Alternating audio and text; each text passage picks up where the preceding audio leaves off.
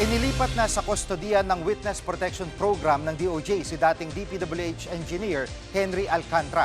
Live mula sa TV5 Media Center, nangunguna sa balita si News 5 Justice Correspondent Camille Samonte.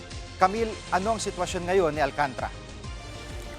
Gigi, hindi isiniwalat ng DOJ kung saan mananatili si Henry Alcantara. Yan ay para tiyakin ang kanyang proteksyon. Kabilang si Alcantara sa mga nakapasok sa witness protection ng program ng DOJ bilang state witness nga sa isa sa mga kaso ng flood control scam. Sinundo na siya kanina ng mga tauhan ng DOJ sa Senado kung saan siya unang na-detain matapos nga i-cite in contempt sa isa sa flood control hearings.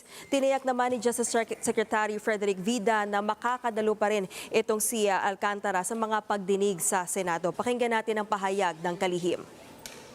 Whenever necessary, no? Of course, the end here is really for cooperation, no? For our witnesses. At yun nga, kaya nga sila na-admit sa program, di ba? Sila ay nakikipagtulungan sa ating pamahalaan para mapatibay ang mga kaso at magkaroon ng successful na paglilitis. At Camille, ano ang update doon sa iba pang pasok sa Witness Protection Program?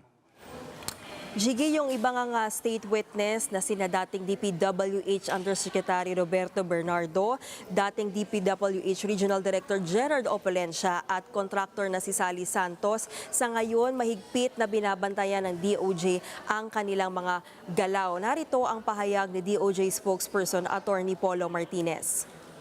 Hindi pa po napapag-usapan kung saan sila i-house. Okay.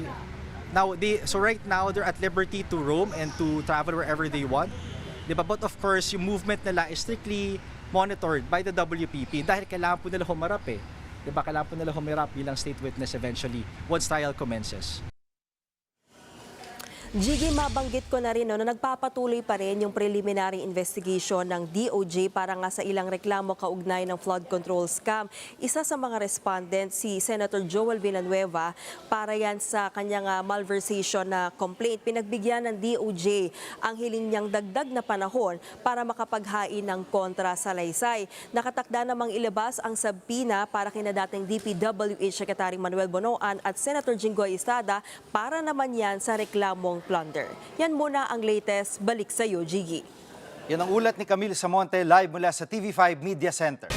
Mga kapatid, Gigi Manikad po, pagdating sa mahalagang balita sa loob at labas ng bansa, dapat una sa lahat, mag-follow at mag-subscribe na sa social media pages ng News 5.